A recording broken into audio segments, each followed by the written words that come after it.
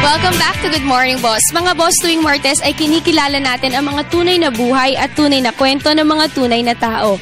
Kung last week ay kinilala po natin ang Asia's Chess Grandmaster na si Eugene Torre, ngayon naman po ay kikilalanin natin ang isang sports analyst na si Chino Trinidad sa Real Talk.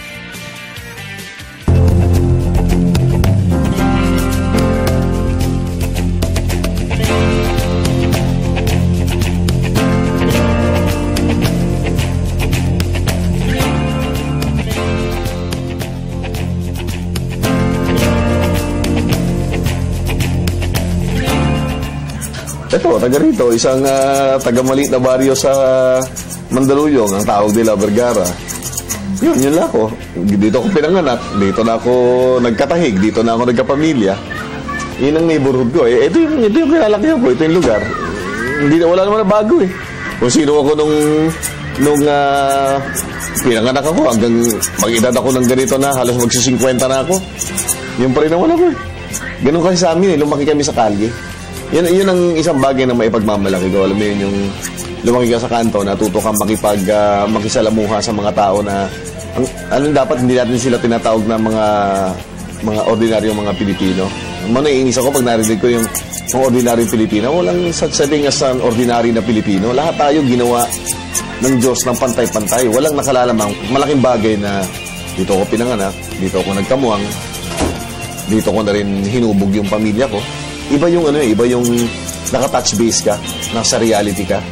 May choice kang pumunta sa isang exclusive na lugar, mamahay sa lugar na maganda, di ba? Walang traffic, walang ingay. Pero iba yung neighborhood na ganito, kinalakihan mo eh.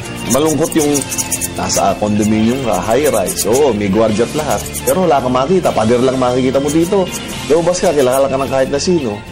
Makikita ka na naghuhukay sa tabi ng kalye, kilala mo. Kaibigan mo. Parang gano'n, malaking bagay yon sa craft na o sa trabaho na pinili ko bilang isang journalist. Kasi it's all about communicating. Yung pwede kang makisalamuha, hindi ka namimili ng tao na kausap mo. Dito ko natutunan lahat yan sa baryo namin. Ito ho yung aming munting bahay. And welcome doon sa aming humble abode. Pero ipagmamalaki kasi, sabi ko yung bahay naman, hindi na susukat yan sa o hindi yan hindi nahuhusgahan ng bahay sa itsura niya. Hinuhusgahan niya sa mga taong nakatira sa loob ng bahay. Yun ang mahalaga. Malaking bagay, pinanganak ako sa pamilya na sports yung kinabubuhay. Tatay ko nasa sports. Nanay ko mahilig din sa sports. Yung lolo ko dati nung nandito, naglalaro ng isa sa mga legends ng softball ng Mandaluyong bago dumating yung mga Hapon. Tapos nagturo siya ng hindi alam ng marami sa barong-barong ng lolo ko pala dati, yung mga unang boksingero nitong Mandaluyong, dito pala tinuruan. So, malalim yung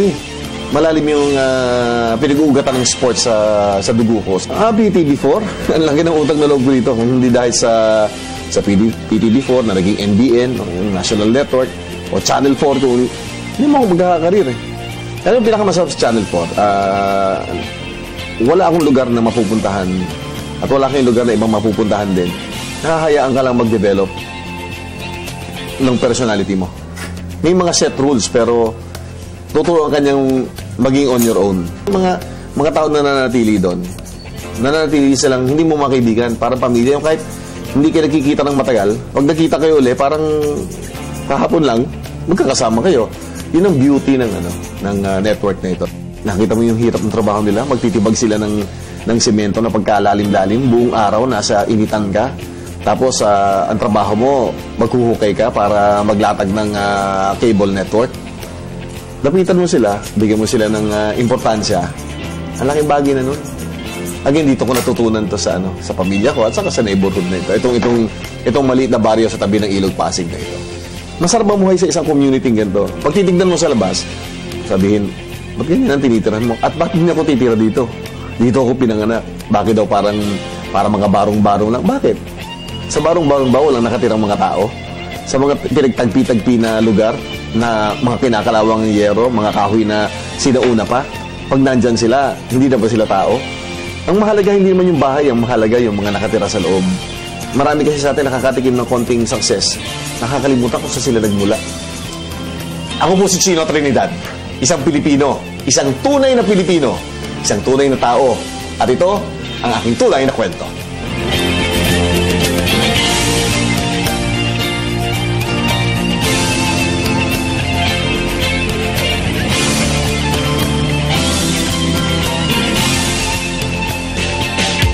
Ayan si Sir Chino Trinidad, dati pong kasamahan natin yan sa PTV. Ngayon isang sikat na sports analyst. Very inspiring, no? Very Saka maganda kasi inspiring. bumabalik siya sa community niya. Kung saan siya lumaki. At kumbaga... Hindi niya kinakalimutan yung Kasi pinanggalingan yun naman niya. daw yung mahalaga sa pag-angat mo, kailangan binabalikan mo pa rin kung yung pinanggalingan mo. Katulad nga nung sinabi niya, dun siya kumukuha ng strength niya.